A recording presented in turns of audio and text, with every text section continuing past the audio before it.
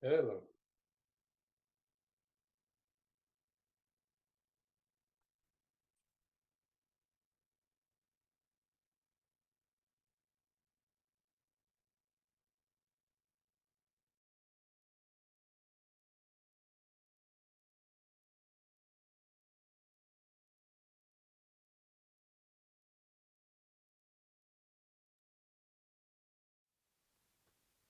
Actually run a fiber line in there. Yeah. You guys ready? Good evening, ladies and gentlemen. Welcome to the meeting. We're going to go ahead and get this started. Everybody can please stand for the Pledge of Allegiance. Thank you.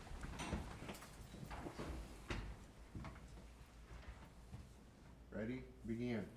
I pledge allegiance to the flag of the United States of America and to the republic for which it stands, one nation, under God, indivisible, with liberty and justice for all. Thank you. Are there any changes to the agenda? No changes, Mayor. We have a motion to approve. I'll motion to approve the agenda. I'll second. Roll call, please. Councilman Hedgecock, Aye. Councilman Vosberg, Aye. Councilman Schindler, Mayor Pro Tem Ramirez, Aye. Mayor Horn. Aye. Okay, we move on to the next item, awards, presentations, appointments, or proclamations. Tonight we have one item, Kalinga Trails Master Plan Implementation and Project Update. Sean. Thank you. This was a request of Councilman Vosberg, just to kind of give an overview on the status of the Trails Master Plan. There's been a lot of work in the past almost 10 years, or 8 years since the adoption of our active transportation plan. And we received a lot of grant funding for a lot of the trail segments. And so I'm just going to go ahead and provide a little update on kind of where we're at, estimated construction timeframes for different segments of the Master Trails program, and then also kind of identify some of the completed segments as well. And we'll see if this, I did it twice. There we go. So the Trails Master Plan was originally 14 segments. The 15th segment, which I'll talk about, is the segment that was included in one of our active transportation programs grants between connecting Sandalwood to the Worthing Creek Bridge, to that kind of area. So it's 15 segments, approximately 9.3 miles of Class 1 bike ped facility, and it's basically separated from motor traffic. So you can see there that kind of cut is kind of what the standard look of some of the trail areas are. Some have the kind of the decomposed granite walking path, but some of them just have basically native with the 10 to 12 foot paved pathway. Let me try that again. That's not working. Robert, do you mind? Okay. So the first kind of phased approach was on the Phelps Avenue project. We actually incorporated it in coordination with West Hills College when they built their district office back in 2020. We used this as an opportunity to kind of put our first little segment in to kind of showcase what the potential trail will look like as it builds out over the years. That project included Measure C flex funds with some 2009 redevelopment revenue bonds. The project was about $1.1 million, and again, which included that Phase 1A of the multi-use trail segment.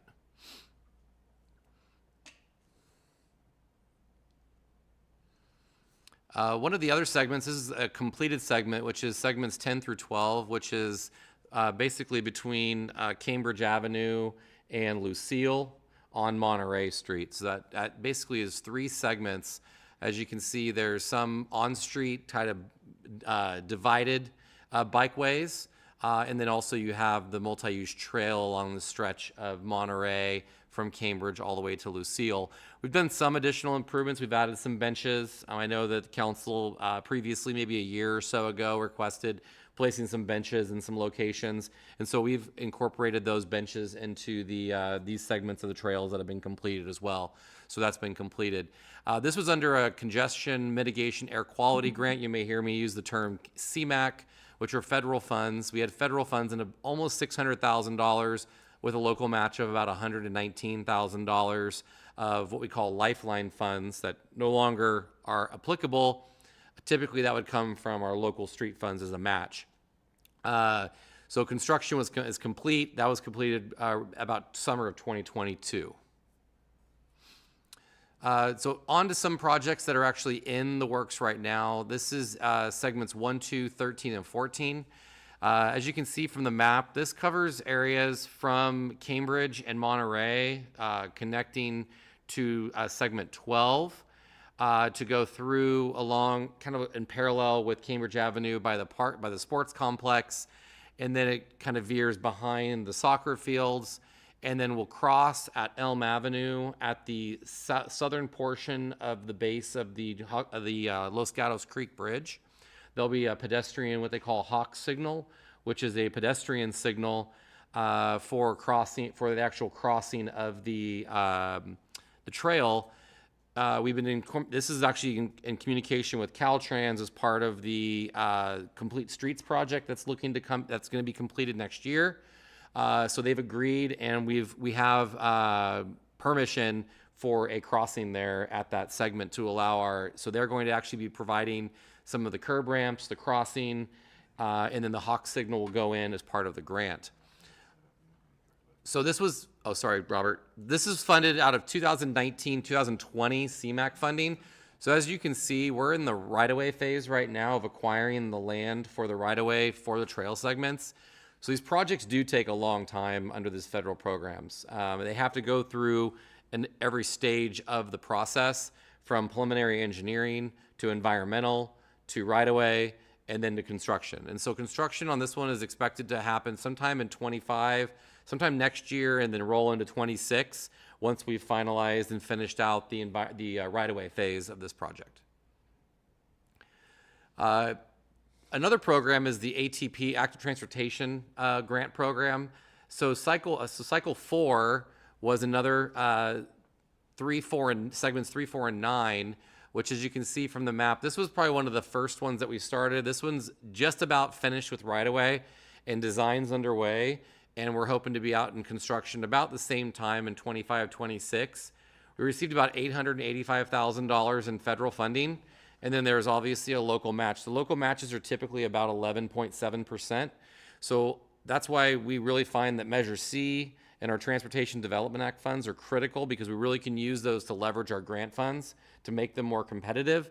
And we use those because we get pennies on the dollar compared to how much we can get in federal funds. So we use the local street funds to leverage these grants to be able to actually undertake these projects. So that will be, you can see, that'll provide some connectivity off of Forest down to the alignment of Lucille, and then also along the old railroad right-of-way from about Walnut down to First Street, kind of behind those properties on Truman.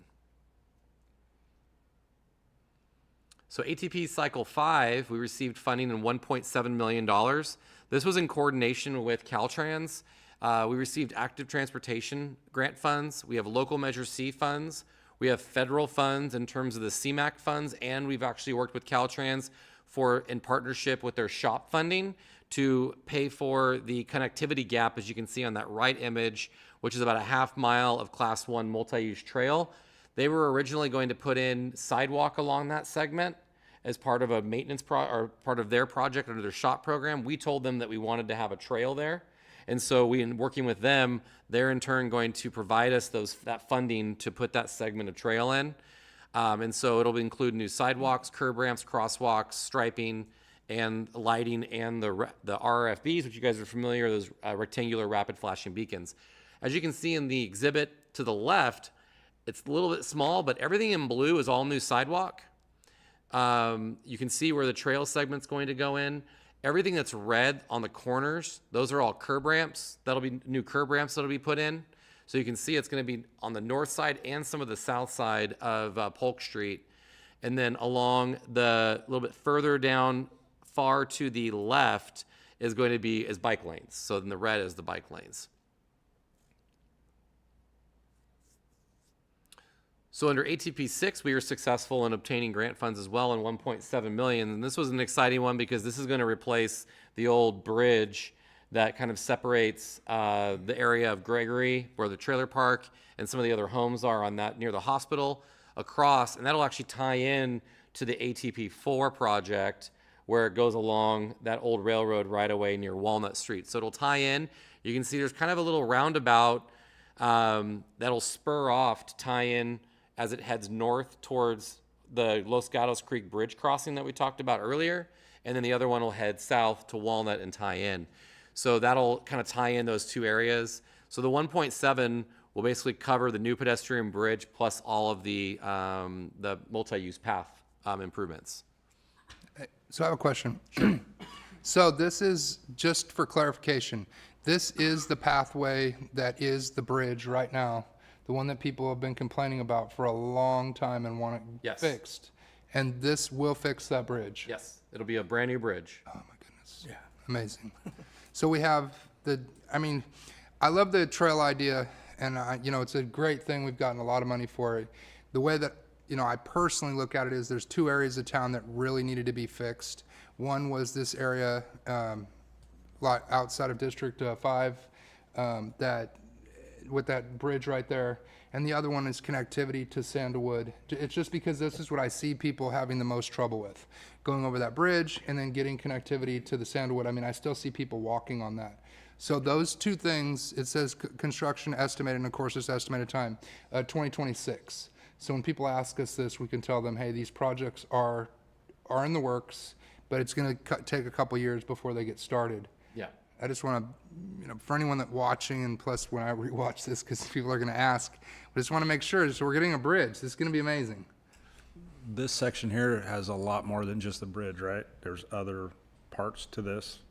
In terms of like construct- utility yeah. relocations, yes, and included in the grant are costs associated with utility relocations. Those are things that we're looking at. Actually, this is currently in environmental review now, as we're going to be looking at, because there's water and there's gas on that current bridge now. So we're going to be looking at whether or not we completely abandon that and move the water and gas onto the new bridge. There's just logistics in terms of gas, because that gas line basically provides all natural gas to the Post de Chêne area, the trailer park, and the homes that are to the east of the trailer park and the hospital. So there's some logistics in being able to actually take that down, how we do that. So there's a lot of time internal discussions on how we're doing that. Water can be diverted other directions, but the gas is the big critical one. So that's what I was wanting to bring up. This isn't last because of where it's at. It's last because there's a lot that goes into this bridge. yeah, and it's very expensive. The bridge itself, I think, is close to $1 million. And this, one thing we really run into sometimes with these grant projects is that we were awarded in 2023, and we were not going to construct probably till 26, maybe 27, depending on the timelines. And we're constantly seeing cost increases. So when we're applying for grants moving forward, even in the last year or so, we've been kind of inflating the cost a little bit, anticipating an increase in cost. One thing we have learned is on right-of-way acquisition is the value is a lot higher than what we anticipated. And that's always a negotiation back and forth on acquisition of property. And so those numbers have come in a little high too. So there is some augmentation with local funds. But right now, we've been kind of following the costs for the bridge. These are basically manufactured bridges that drop in on landings. So this, it goes from the bridge, and does it go on the back side, or does it come to the front and meet up with the other trail? It's going to tie in right there, I guess you'd say, where you see some of the buses pick up right there. So what I'll explain on one of the on our ATP 7 application, we actually, and you might be able to see on the plan, I think this thing has a little pointer. Can you see it on the thing? Yeah, so right here, right there. Oh, there we go. So right here, it'll tie in right at the road, right at the corner. And then there's another little segment that ties in. And as we talk a little bit later, there's a segment that's right along Phelps to tie in to Post de Chêne, where it terminates by the college. So that's already planned. And then there'll be a crossing here with a rectangular rapid flashing beacon and crosswalks, which actually is going to go as part of the Phelps maintenance project. But as part of our ATP 7 project, we'll show you, we actually have proposed a kind of a trailhead right here. So there'll be some parking, there'll be, other types of, there'll be like a water station, there'll be things for basically as a trailhead going into the system. And then does it goes this direct, it heads back in, So yeah, oops. I don't know if I did that or Robert did that. Yeah, so it just goes down and it'll tie into those other segments. okay.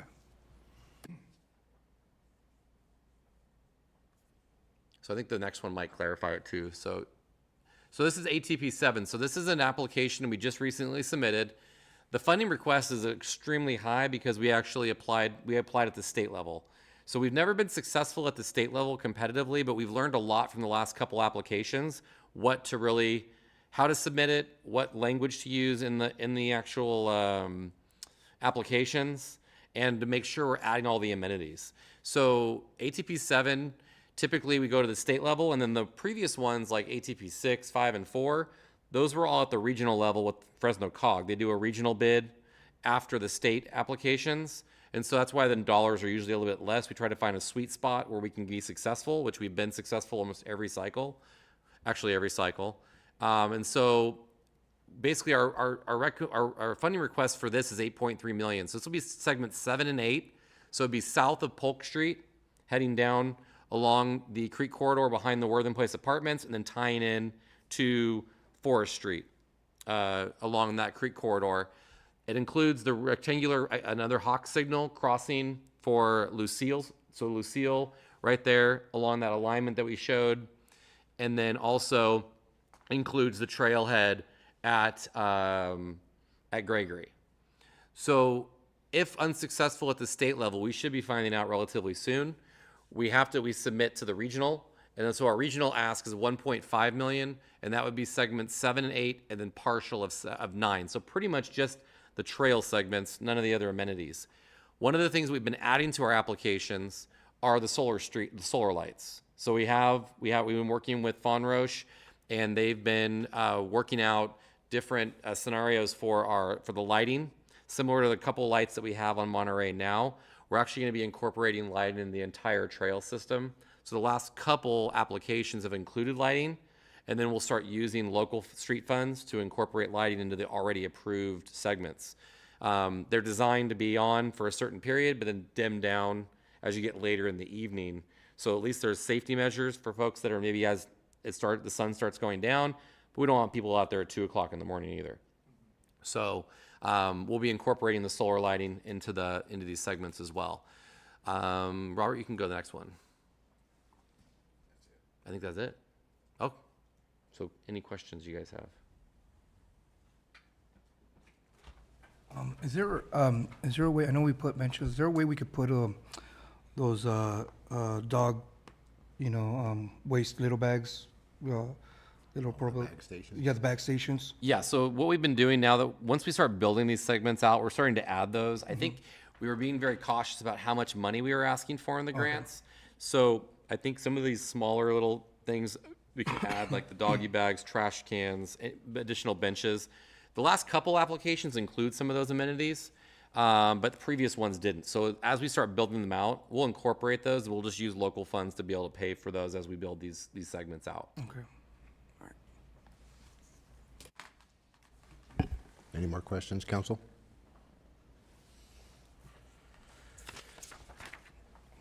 Okay,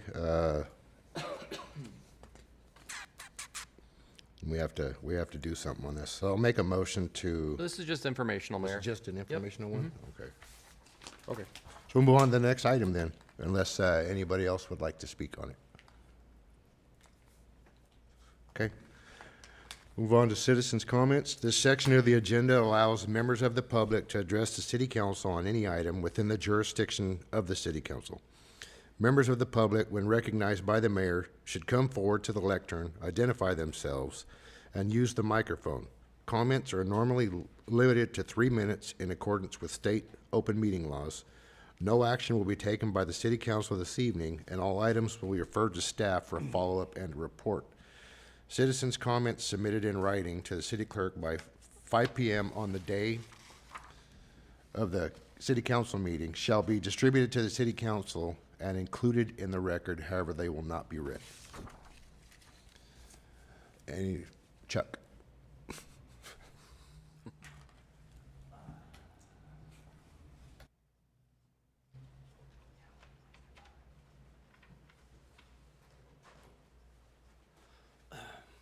Hi, my name's Chuck Yaden, longtime resident here of Coalinga. Good evening, ladies and gentlemen. Just a couple of quick things to bring up. Let's do the important stuff first. The Wellness Center is having a rummage sale on Saturday. It's only gonna be on Saturdays. She used to do Saturdays and Sundays, but she doesn't get much people on Sundays, so it's just now Saturdays. Also, Ruthie is doing her normal annual blanket drive, so if you can, start digging out your own blankets that you want to donate. She hasn't officially started yet, but she asked me if I could say something since I'll be here and she's busy tonight. The Wings and Wheels, I felt like it went really well. Hopefully we can continue that. Had a real good turnout. I was really happy to see that. So one last thing for Sean, make sure those benches on that trail for old people like me can sit down and rest once in a while. Other than that, that's about it. Thank you. Thank you. Anyone else like to speak? Council? Okay, seeing none, we'll go ahead and move on. Are there any comment cards? No, okay. Move on to public hearing. We have none tonight. Next item is consent calendar. We have 11 items. What would council like to do? Yeah, any items that need to be pulled, talked about?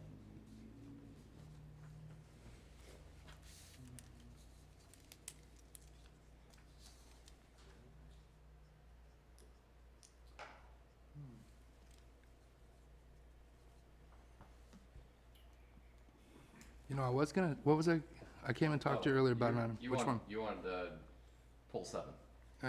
Which one? 7. Oh, yeah. I just want to pull 7 just real quick for informational for the public, because I think this is a pretty cool program. Could I pull 8 so you can explain that process? Sure.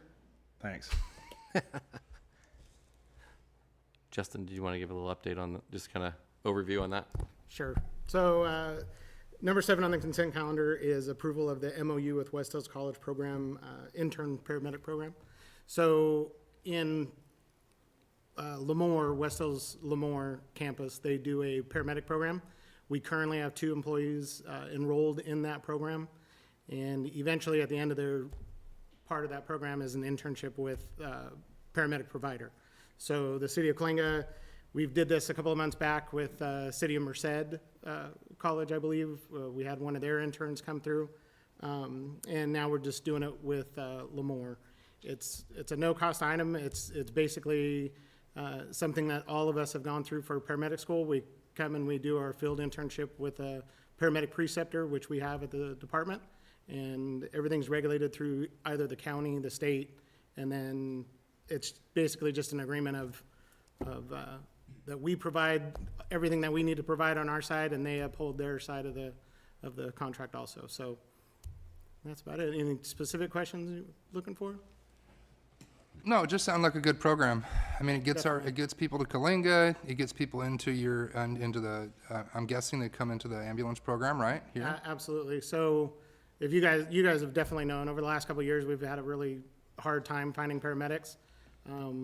One of the things that we're trying to accomplish is, we call it growing our own paramedics from inside, and with us being able to do programs like this and intern people from the different schools and things like that, it definitely gives them an opportunity to come over and see what they like about working for our department and seeing if they can be part of it. And it's definitely in the past helped. We've actually hired several interns in the past when we've been able to do this stuff. So it's a good program.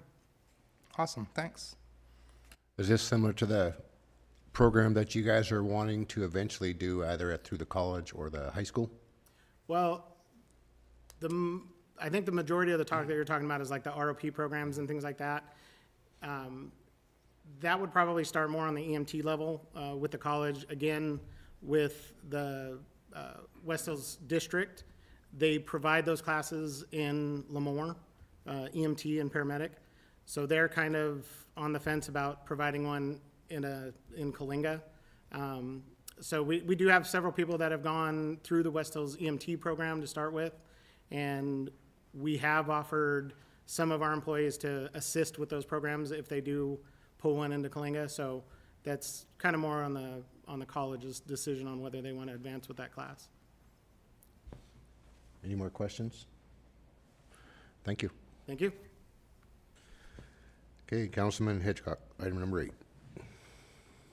Yeah, I just want Sean to explain the process so our citizens know that stuff actually can get closed out. I'll put it that way.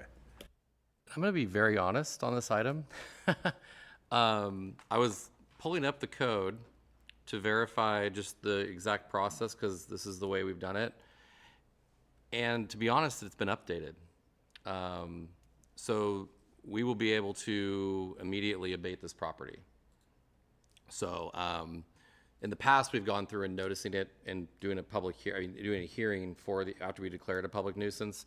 Now that it's been declared, we'll be able to proceed forward with the abatement. So this will actually shorten the process. So after the 15-day period, we'll be able to immediately hire a contractor and get these properties abated. So I apologize for that mishap on here. I know there had been some changes, but when looking at the code, it had been updated to expedite the process a little bit, so we don't have to come back 3 times to council to declare the public nuisance. So the public nuisance will be declared, but then we don't have to actually have the hearing. So, So basically, when people do turn in properties that are not being taken care of on our app, after so many times, the property will get cleaned up by the city. yes, and so that's one thing that we're going to probably bring back to the council as well, is because a lot of times these efforts cost money at the city to upfront those costs, especially talking about burned down buildings, homes. I may be talking with Justin actually next week to talk about the approaches on the couple that we still have outstanding, and to bring back probably in November to talk to the council about establishing some type of revolving fund that actually we spend money out of, but it all has receivable coming back into it at one point in time. I think we're in a position now where we can actually cash flow those things now, where I think in the past it was a little more challenging for the city to do that. So we're going to bring that back so we can really be more aggressive with abating properties and also taking care of these burned buildings where property owners aren't taking care of these issues right away. But in this case, yes, we'll be able to move forward. We have to work with the city attorney's office to make sure we have access to get into the property the proper legal way, and then we can get it cleaned, get costs back, request the funds from the property owner. If they don't, then we come back to the council to file a lien. So inevitably, the property owner is responsible for the funds spent, Yes. one way or another. Yeah, the cost of actually removing it plus administrative costs. Thank you. Any more questions, council? Okay, I'll make a motion to approve the consent calendar as read. I'll second it. Roll call, please. Mayor Horn, Aye. Mayor Pro Tem Ramirez. Aye. Councilman Hedgecock, Aye. Councilman Vosberg. Aye. Okay, next we're going to move on to ordinance presentation, discussion, and potential action items. We have 3 items tonight. The first one is receive report and approve regulatory permit for a cannabis retail facility with the delivery at 286 North 5th Street. Chief Garza. I'll take the lead on this and just kind of give the council an overview on this, because I know it might be new to some of you in terms of the process for these types of projects. So tonight, staff is recommending council approve a recommendation from the police chief and police commander to approve a regulatory permit for a cannabis retail facility with delivery at 286 North 5th Street, which is where the previous High Times was located. The police commander has reviewed the regulatory permit application from MJ Direct Kalinga, who are planning to open a retail cannabis facility with delivery at this location.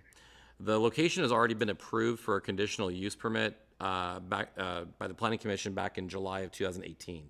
So the property currently has land use authority to operate there.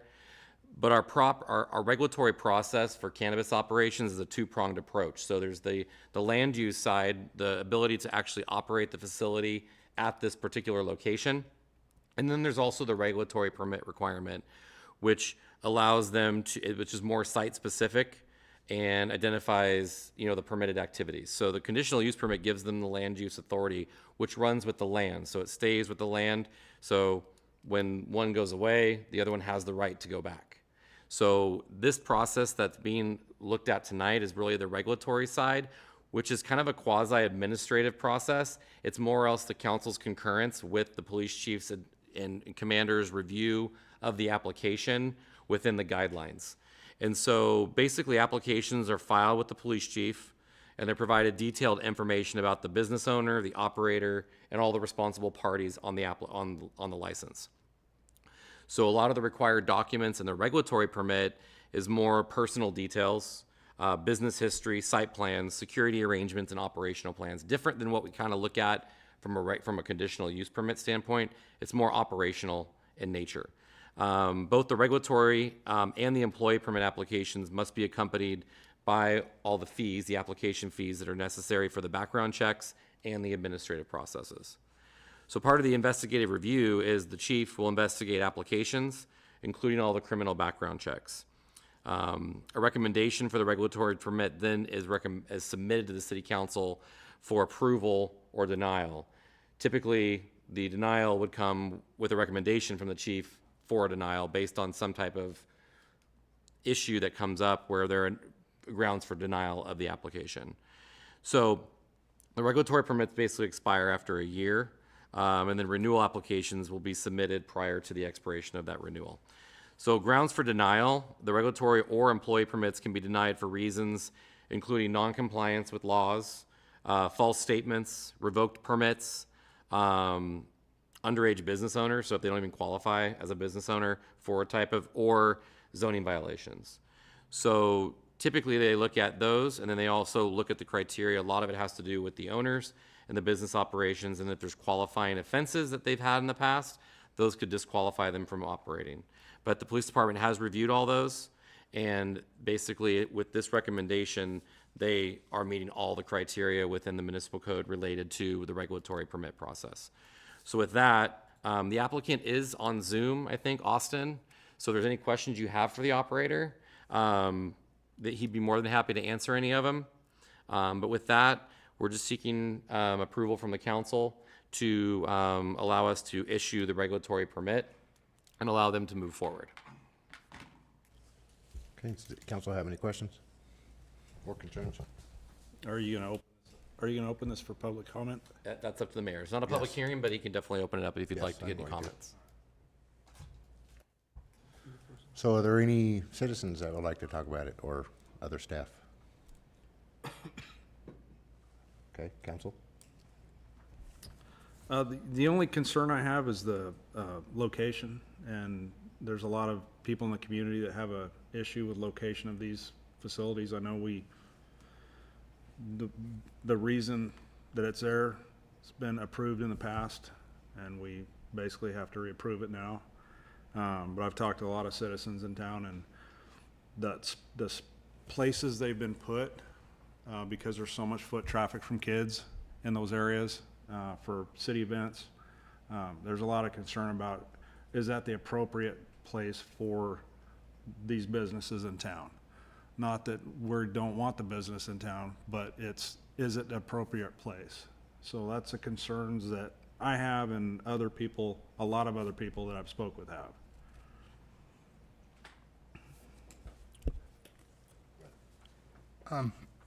So I have concerns as well, but I just wanted to, I guess I'll have a couple questions for the applicant. Do you currently have any other operations in other cities? I do. I was the first license in San Diego County, and the sheriff's department were the regulator. So we work closely with them. I have another shop that's in San Diego County as well, probably 40 miles to the north.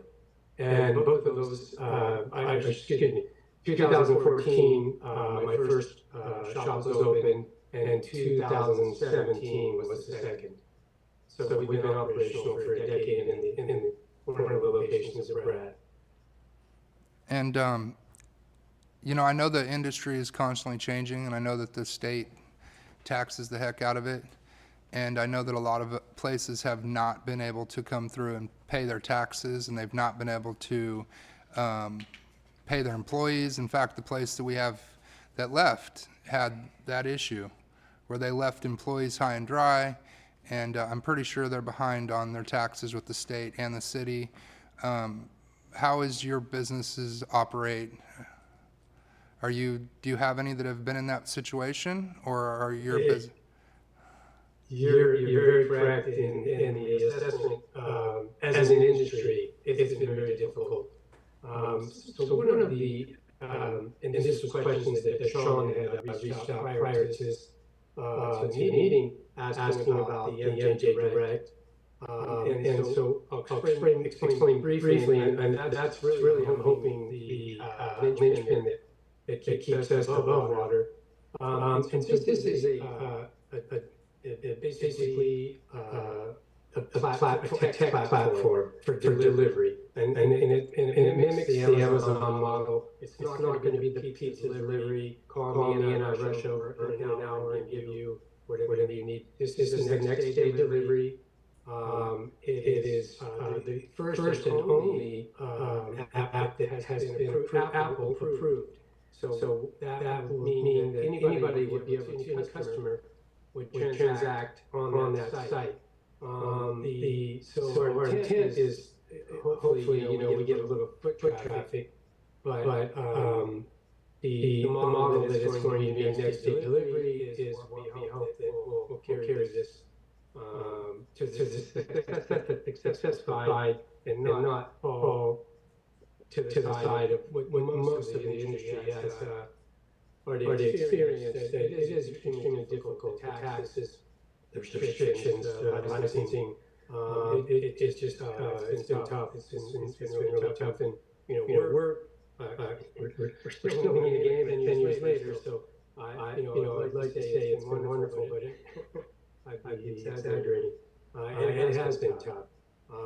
So the future that I'm here and the only reason really that I'm still hanging in is just that. I think this is a model that's probably going to put the rest of the centuries, in a probably a worse state. I think as we see life people have moved to buying online, and there's not the reason for storefront as much as this is any longer. Obviously, that's when you have a distribution center, so it's a necessary evil for it at this point. But that I think is is key to success, and something that will keep us in the game. Can I get the mic turned up so we can hear? I I did hear most of what you said. I guess another question I have is: are you guys aware that the location that you're picking has an influx of kids that come by every single day that walk right in front of that building, and just making sure you have some plan of action to, kind of make sure that the staff members aren't, doing what they do outside with the kids there. I know that in our community, protecting the kids is a really big deal, and that's they've established that as their path to get lunch at the pizza place. And so, I just want to know if you're aware of that. Have you looked at the foot traffic? Do you know that this is a place where a lot of kids come? And I know that there has been that, always, but I just want to let you know that this is a sensitive area, especially being on the corner of our downtown. Correct. I would do 100%. If I have children, I have no, I'm 100% in agreement with you. There will be no, to begin with, we don't consume, there'll be nothing on site, indoor, outdoor, or otherwise. So you rest assured of that. In that storefront, there will be no, I guess, visual from the storefront to actually see any kind of product or any part of that store. The way it is set up, the entrance there is a fairly large waiting room. So it's not going to be very visible. I have no intention of entertaining any children or any type of activity that would, introduce them or keep them interested in anything that's going on in that store. Again, hopefully the majority of our sales, we're hoping is going to be all delivered. So that is our intent. The business model storefront is really soft. As you alluded to earlier, brands are having tough times, as I'm one of them. So we manufacture in one of our facilities in San Diego, and it's tough. You get into a shop and then you spend 90 days trying to get your dollars back from the product that you sold. So we're seeing twofold. The brands, the way this platform is set up is, I'll call it a Venmo. So they are a weekly payout for any product sold. So we're getting a great response from the brand side to support that. So everything is going to be available that would be in any storefront. So it's not like we're going to have a limited supply. That I think the fact that they're getting paid moves everything forward, and through all of the testing and cooperation through any of the consumer side, everybody's completely on board with it. So that is the intent. Not really. I would expect we're going to see some traffic, but that is not what we're banking on as a business model. All right, thank you. I got a quick question. Are you going to be hiring local? And if so, how many roughly do you think you'll be hiring? Absolutely. It'll be local, and I would suspect probably 3, possibly 5, depending just, how this thing goes, but somewhere in that neighborhood, 3 to 5 person, I think is what we'll be able to handle that. Will it be 7 days a week? It will. Okay. So possibly you might have to get a couple more depending on how your schedules work with you and your workers then. Correct. And we'll adjust accordingly. Okay. That's good. They're going to keep it local. Are you guys going to sell any wellness products?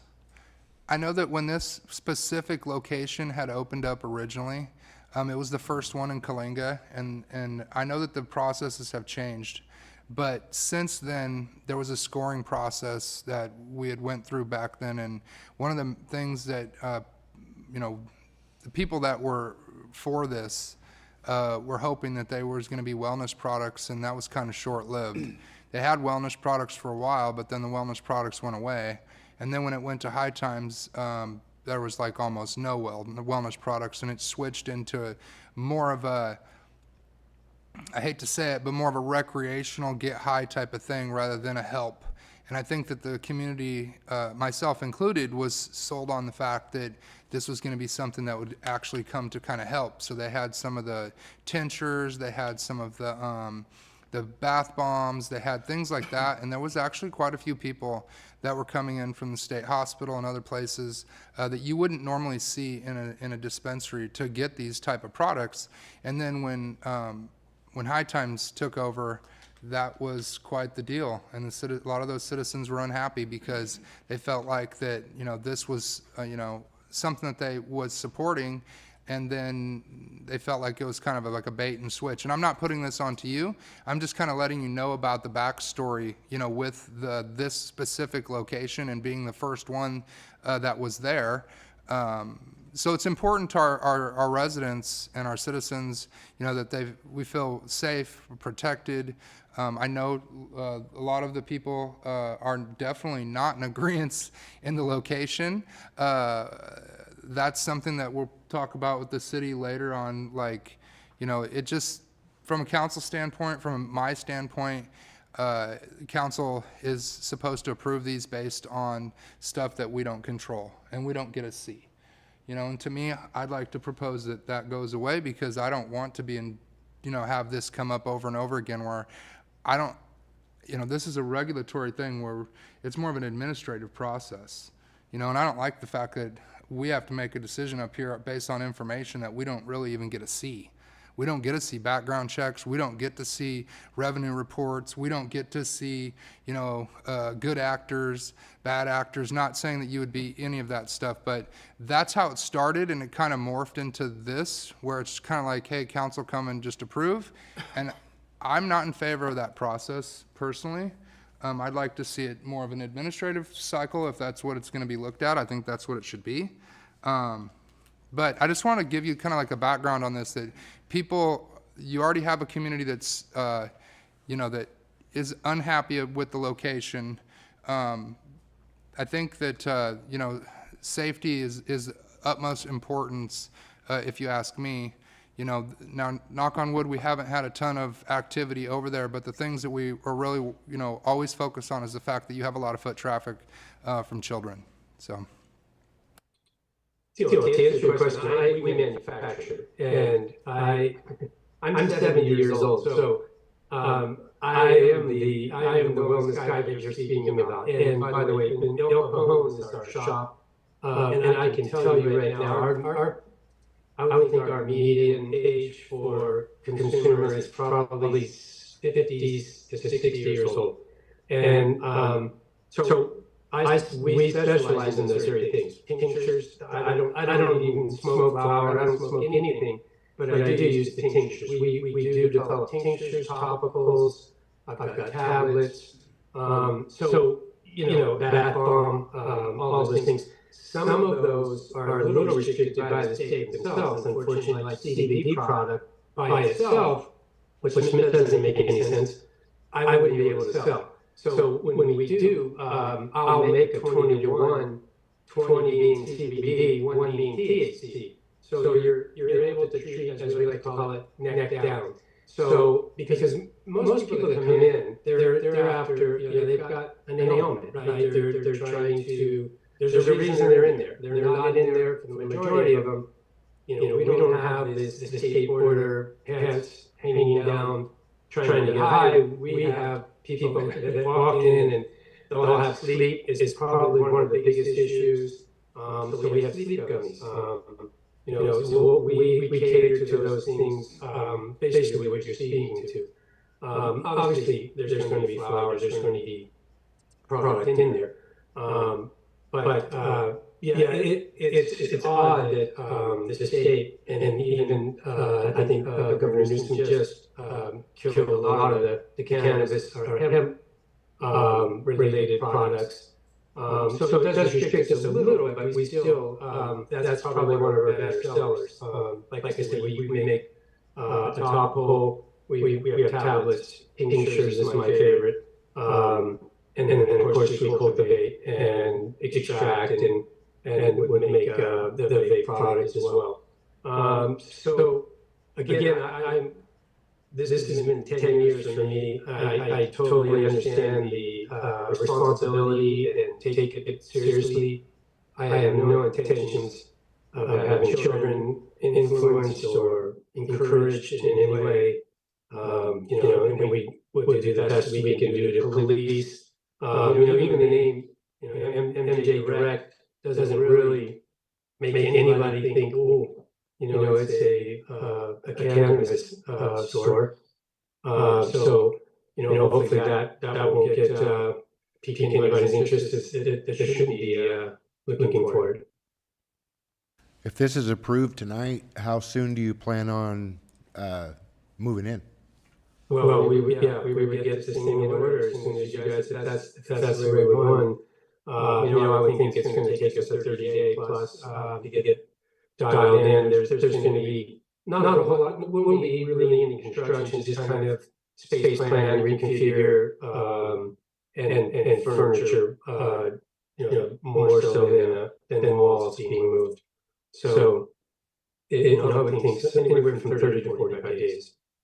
All right, is there any way, I know there's a couple of us that would probably be curious and willing to go in. Is there a way we can get like a quick tour right before you open?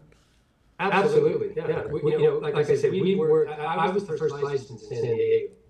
my background is nothing to do with cannabis. I had literally been in construction. I was in Afghanistan for 4 years prior to coming back in 2013, and that's when Colorado was going legal, and I was kind of looking for something new, and so that's I kind of turned to this, and you guys have the same skepticism, I guess.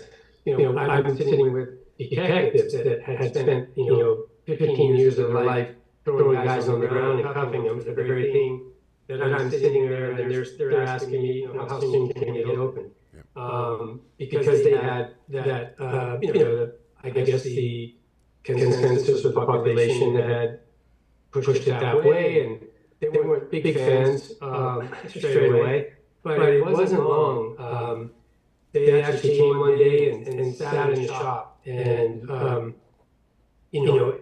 two of the gentlemen were detectives actually, very outspoken and were not in favor. And after about 30 minutes of sitting in that shop and watching the clientele that walked in, they turned to me and said, "Hey, we simply apologize, and this is the real deal, and I'm going to take that message forward." So that was nice to hear. And like I said, we have 55-year-old and up. We have a lot of our patients, our customers are not young kids. So there's a lot of this. There's a lot of medical value, and there's many people looking for an alternative way besides big pharma that doesn't have a great outcome in most cases. So that's been our culture. The manufacturing, everything we've done is been straight up by the book. And you walk to San Diego Sheriff County, you give them a call. If you'd like a reference, I'm sure that they can talk your ear off. All right. Other than that, will you be here roughly while they're getting everything ready? I will be that guy. Yes. Is there any way that I can meet with you one of the days? My construction background, that's what I do. So basically, I go out and anything that we, anything we acquire, basically I organize, build the necessary. So anything ground up, the space plan, that's basically my whole, that's what I do. Okay, thank you. I had a question. Same with Councilman Hedgecock and Bosberg. Of the safety of the children, I understand they're not the ones going in there buying, but their route is to go eat there. And not only that, like it was mentioned that we have events there. One being national night, where a lot of students, kids are basically around there. If it was approved, will you semi-consider closing those hours where there's a majority of kids around at that time, if it was asked by the city? And I noticed that before, when the other business started, they did have security where a lot of the customers would go in and come out with their product, and some of them would take it right there before they got their car, with kids going around, and security was very, very strong on telling them, hey, you can't do that because you got, this is but then further to the future, they got rid of their security, where then you started seeing those little, things where the customer come out and, do their stuff before they got to their car or anything. Right. It's obviously difficult to control general population, but security will be on site in any operating hours. Security will be there. That'll be that they're in charge of to instruct anyone and or mitigate any kind of those issues. And if there was some special occasions that you guys felt that it was necessary for us to shutter, we would definitely take a look at that and come by. Okay, thank you. Any more questions, council? Okay, what would council like to do on this one? We need a motion to approve or disapprove.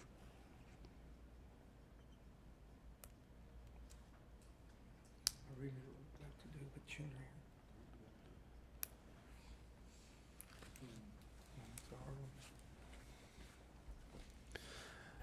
I think they're all kind of nervous a little bit on this, but I'll make a motion to approve this as it is.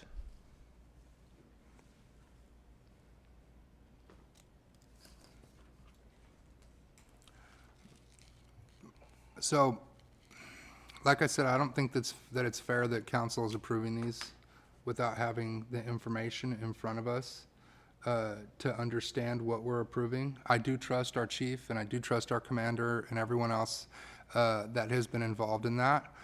And for that, I will second this, but I'm also going to bring back a future agenda item to not have to make this decision because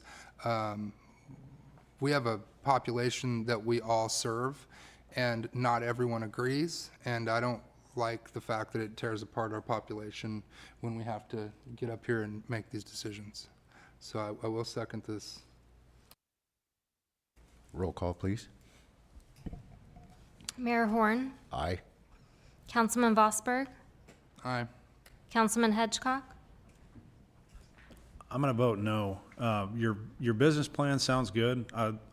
I like it a lot more than what was in there, but because of the people that I've talked to, and it's just no because of the location. Like I said, your business plan, all the things you say you're doing are a lot better than what we've had in the past.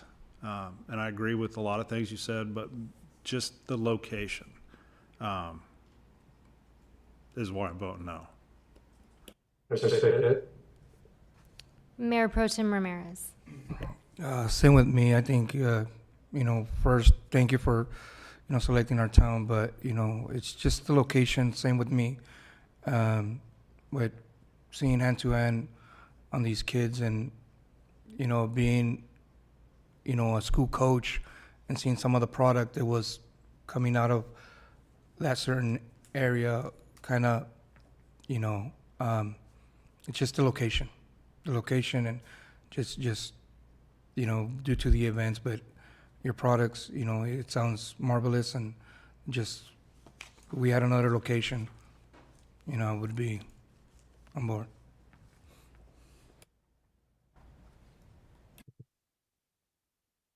What was your vote? Nay. All right, I think we need to bring this item back and discuss it when we have all 5 council. Because right now it's a tie. What happens in a tie, city attorney? It fails.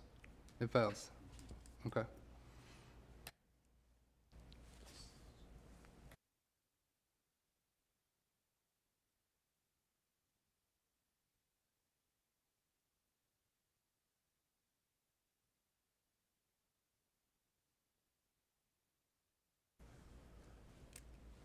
Don't give up yet. We're gonna look into this and see exactly what we can and can't do. So is there another location? Does that be something that that would be more desirable on your behalf? Yeah, we have a few different locations. Sean could get with you, and he's got some insight on where they're located. So that could be a possibility. Okay. That could definitely be a possibility. Yeah. I think what we would have to do is a little bit of rezoning because it would be a sales as well. Okay. Correct? Yeah. Okay. I'll figure it out. Yeah. Okay. We'll definitely get it figured out for you, and for, All right. for us as well. So that way everything works. Hopefully. All right. Okay. I appreciate your time. Thank you. Thank you. Thank you.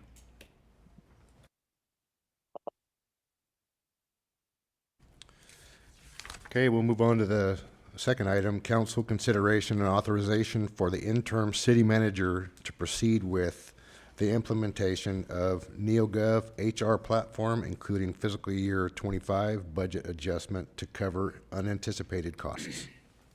Thank you, Mayor and Council. Tonight we're recommending authorizing myself to execute a 3-year contract with NeoGov. NeoGov is a comprehensive cloud-based HR management software solution, primarily designed for public sector and government organizations. It offers a suite of integral models that streamline various HR functions, including recruitment, onboarding, performance management, employee relations, and training. The platform is widely used in automating the HR process, enhancing efficiency, and ensuring compliance with government regulations. So it kind of provided a breakdown of the different, how NeoGov works, along with some specific information regarding the specific modules, which is eForms, Insight, Onboard, and Perform, that staff is recommending to kind of enhance and create a more efficient process for our applicants, as well as the performance module, which it was more for like performance management for our supervisors and managers who do performance evaluations as well. Insight is an applicant tracking system designed to streamline recruitment and hiring. The onboard module is designed to streamline the new hire onboarding process by digitizing paperwork and guiding employees through the initial tasks. As mentioned before, the Perform module is a performance management solution that helps organizations manage employee evaluations, goal setting, and performance tracking. And then lastly is the eForms module, which is designed to replace paper forms with digital versions, allowing the city to create, manage, and route forms electronically. So it allows us to be a lot more efficient in terms of our processes in many aspects, even more than just in HR when it comes to the eForms. So with that, the cost of NeoGov year one is roughly $28,000, which includes one-time setup and training fee of $9,000. Year two would be roughly $25,400, and year three would be $33,434, for a total 3-year cost of approximately $86,801. Funding's allocated from various funds, and I provide a cost allocation document to kind of give you a breakdown of the different funds and the impacts that it has on each different fund. There is sufficient fund balance in the general fund currently, and the enterprise funds to support this budget adjustment. We want to do it as a budget adjustment with the actual fund balance rather than the existing budget, so it doesn't affect the ongoing operations in the current fiscal year. It just increases those budget numbers by the numbers that are in the cost allocation for those line items.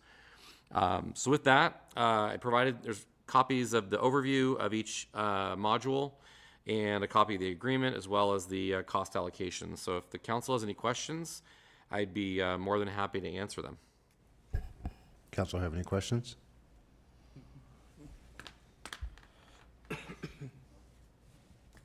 Okay, seeing none, what would council like to do?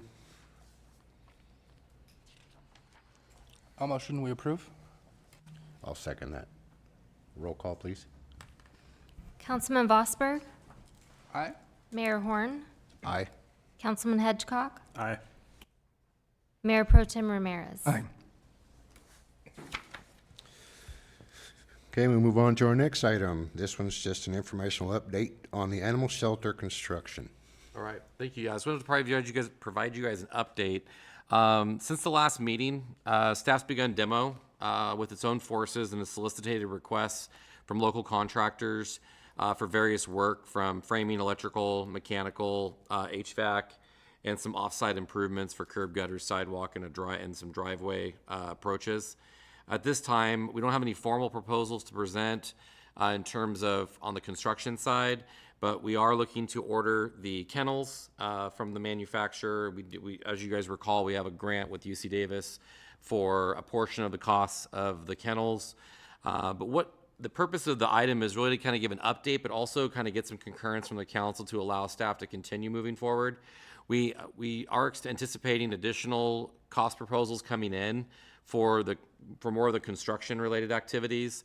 We're looking to save some costs by installing the kennels ourselves once we order them. So we'll be ordering those soon because the lead times are a little long on those. But we just wanted to get some concurrence from the council and support to allow staff to move forward. We're not anticipating this project to cost the $800,000 that the original bids came in. I imagine it may be half. But what we'd like to do is kind of get some permission from the council to move forward when we get our construction bids in, which we're anticipating being significantly less than what we've seen, to allow us to move forward with the lower bid, or at least negotiate those bids and continue the process of getting this project complete. And then we'll just kind of, as a promise, come back and provide you guys an update on kind of where we're at with costs, where we're at with what's being completed. So there's some transparency in terms of our progress being made. But this is a new process for us, being kind of the general contractor per se, with the adoption of the resolution the council passed at the last meeting. So we'd like to continue moving forward, but sometimes you get these items piecemealed. And so we want to make sure that, the council's comfortable with allowing us to have some, contract control and some budget control, but also use our discretion to continue the project moving forward. As long as if there's any extreme cost that's brought to us, just so we have a understanding of For what sure. it Anything is. that seems to be out of the ordinary, whether Robert thinks the number's high, the engineer seems to think something's high, we'll definitely, take that into consideration and maybe bring that back in another meeting. But from what we're seeing, numbers are coming in a lot less in terms of this process rather than the formal bid process that we went through previously. You have any questions or concerns? Have we reached out to any contractors around in town? That's what we're doing. Yep, we have reached out to 2. Awesome, okay, Yep. yeah. So we're waiting on formal proposals back. I think Robert may have received one late this afternoon. Okay. We're waiting on one other one, so we can at least have a couple to compare to, and then we'll proceed forward with the general contractor to do a lot of the framing work, some of the electrical, anything that can be subbed out. And then we also have some street projects going on, like the Pleasant Street sewer line project's gonna be coming. We're gonna try to piggyback off the concrete company coming out, or I think it's Fresno Concrete that may be out here in Madera. See if they can piggyback and take care of some of the work for us on the off-site side when we get to that point. Great, we have a lot of youngsters in the maintenance department, so let's get them going. Yep. Any other questions or concerns? On this item? Yes, on this item. No. Okay, we'll go ahead and move to the next item, city manager's announcements. Hold on. Sure. Can I ask that, to make a motion to reconsider on the previous item? Number 1. Yes, and I want to make a motion that we reconsider to table that item until the rest of the council's here. On page 20 of 21 on the code of conduct, we do have an ability to motion to reconsider as long as it's done in the same meeting. So I wanted to make the motion that we reconsider to table this item until a later meeting. I'll second that. Do we need a roll call on this?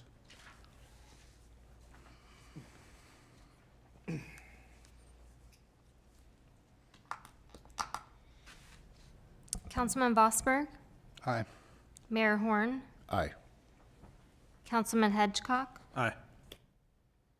and Mayor Pro Tem Ramirez. I would, aye. Okay, city manager's announcements. I have none. Council? I got a couple things. I want to thank Scott with the chamber for all the work he put in at the Wings and Wheels, as well as Sean for coordinating city efforts to get the airport cleaned up and things together for that event.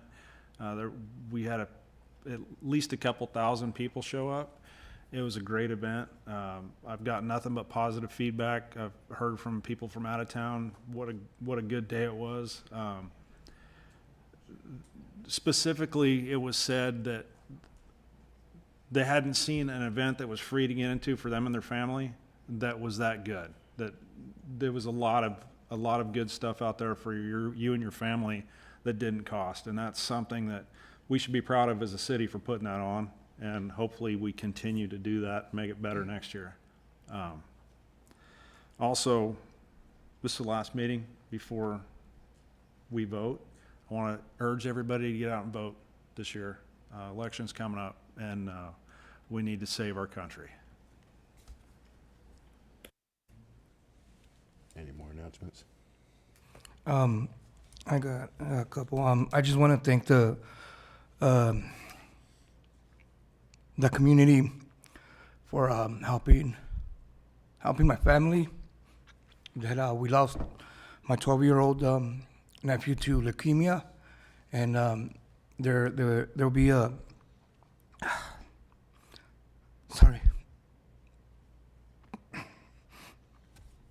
there'll be a yard sale on the 12th on 606 Roosevelt of this month.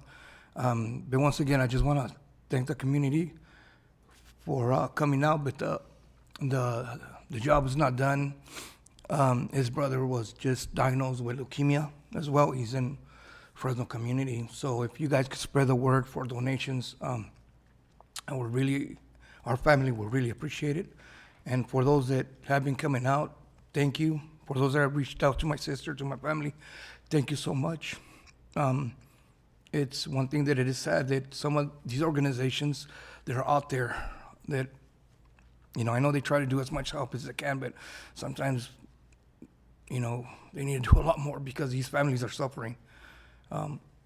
Just to see it in hand, but thank you, everybody. Thank you to the fire department. They always took their time to do the drive-by for his birthday. The police department, they did that. Everybody that was praying and being strong for him. The one thing he did say that he was happy to live in this town because he did have a lot of support. So thank you.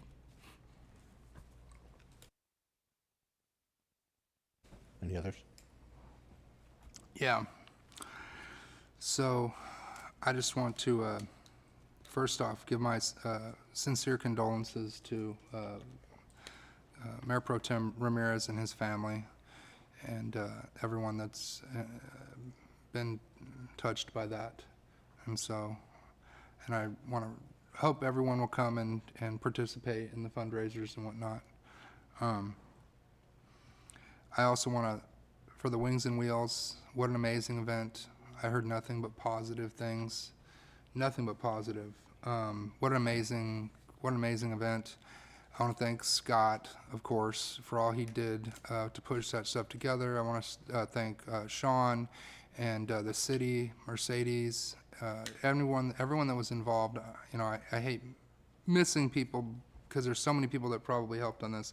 But I specifically, and I know that these two people don't like to take, recognition, but I do want to thank our two council people that are on the airport committee.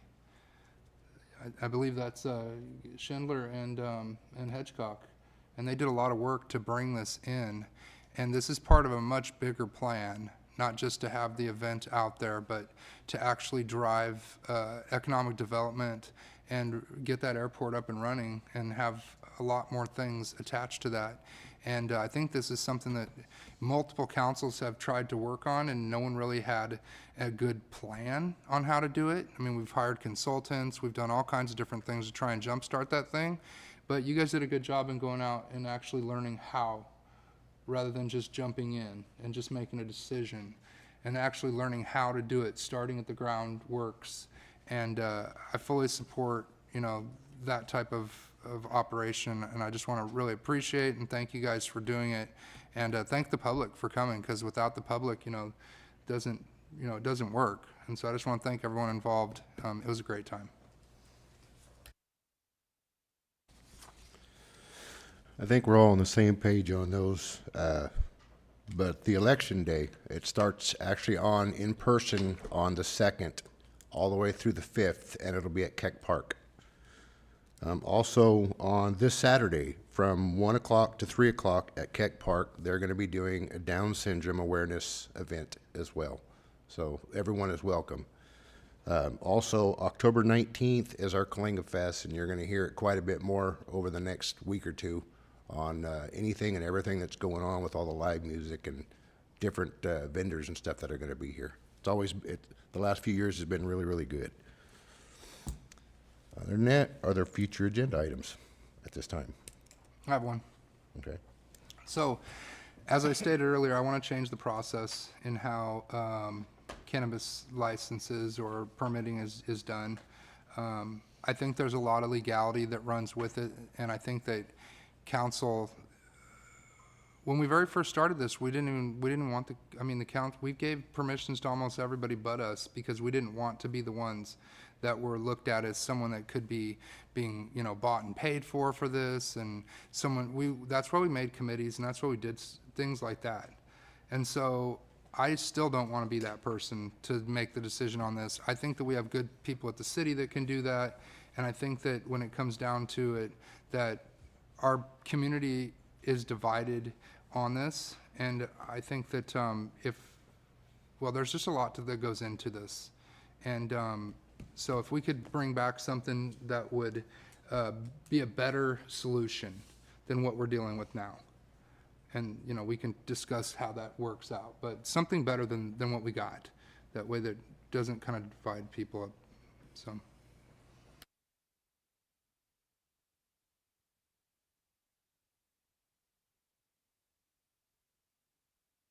Any other items this time? Okay. With that being said, we've got one item for closed session. Meeting is adjourned.